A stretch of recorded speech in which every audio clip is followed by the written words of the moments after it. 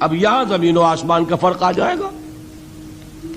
ایمان دل میں اتر جائے تو کون نہیں جانتا کہ دل میں جو بات اتر جائے وہ عمل پر ضرور اثر انداز ہوتی ہے۔ یہ بات سیدھی سی ہے، دل میں یقین ہو عمل اس کے مطابق ہوگا۔ دو اور دو چار کی طرح مثالیں دے دوں آپ کو یقین ہے آگ جلاتی ہے، آپ ہاتھ ڈالتے ہیں اس میں، کیوں؟ یقین ہے کہ جلاتی ہے، لہذا کوئی شخص ہاتھ نہیں ڈالے گا، غلطی سے پڑ جائے تو پڑ جائے، جان بوجھ کے کون ڈالے گا؟ اچھا، میں بلکہ یہاں تک کہا کرتا ہوں کہ یقین تو بڑی دور کی شے ہے، گمان بھی ہو، گمان اس کا نتیجہ بھی عمل میں نکل آتا ہے۔ کون شخص نہیں جانتا کہ سارے سانپ زہریلے نہیں ہوتے؟ معلوم ہے نا، لیکن جو سانپ ہے پتہ نہیں کم بخت یہ زہریلا ہے کہ نہیں؟ یقین نہیں ہے کہ یہ زہریلا ہے، ہو سکتا ہے کہ زہریلا ہو، صرف ظن ہے نا، آپ قریب پھٹکتے ہیں اس کے۔ معلوم ہوا کہ یقین تو بڑی شے ہے۔ وہ تو میں نے اقبال کے آپ کو شعر سنایا بارہا، یقین پیدا کرے ناداں یقین سے ہاتھ آتی ہے، وہ درویشی کے جس کے سامنے جھکتی ہے فغفوری۔ یہ اولیاء اللہ کون تھے؟ صاحب یقین ہی تو تھے، اور کون تھے؟ جن کے سامنے بادشاہ جھکتے تھے۔ شیخ عبد القدوس گنگوہی رحمت اللہ علیہ کس زمانے میں تھے؟ یہ ابراہیم لودھی اور اکبر کا زمانہ، بابر کا زمانہ، جب جنگ ہوئی ان کے مابین۔ ابراہیم لودھی چل کر آیا ہے کہ بابر آ گیا ہے، میں جا رہا ہوں مقابلے کے لیے، پانی پت کی پہلی جنگ ہونے والی ہے، میرے لیے دعا کر دیجئے۔ فرماتے ہیں ذرا ہٹ جاؤ، ہماری دھوپ چھوڑ دو۔ دعا نہیں کی اور وہ شکست اس نے کھائی، مارا گیا۔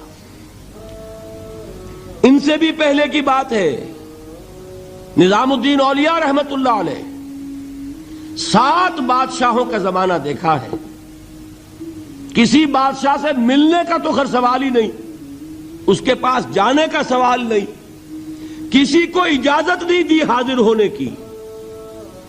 ایک بادشاہ نے کہا کہ آپ کیسے روک سکتے ہیں، میں آ جاؤں گا۔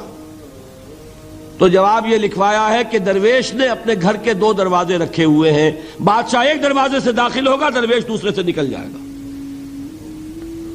بادشاہ چاہتا ہے اذن باریابی، اور سلطان الہند پھر کون ہوا؟ سلطان الہند تو پھر نظام الدین اولیاء ہوئے، جس کی قدم بوسی کے لیے بادشاہ آنا چاہتا ہے اور وہ اجازت نہیں دے رہے، اس لیے ان کا نام ہے سلطان الہند حضرت نظام الدین اولیاء رحمت اللہ علیہ۔ تو یہ جان لیجئے۔ ایک اور کا واقعہ ابو علی قلندر کا، نواب ٹونک نے جاگیر کے لیے ایک وثیقہ بھیج دیا، ہم نے آپ کی خانقاہ کے لیے اتنے گاؤں کی جاگیر لکھ دی۔ اسی کاغذ کے پشت پر ایک شعر لکھا، ماں آبروئے فقر و قناعت نہ باختیم، با میر خان بگوئے کہ روزی مقدر است۔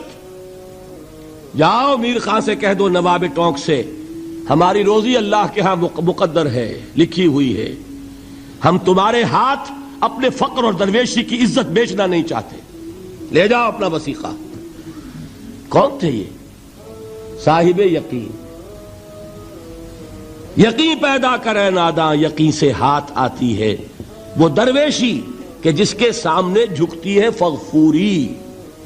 شہنشاہ ہند اذن باریابی چاہے اجازت نہ ملے، وہ یقین کی بات ہے۔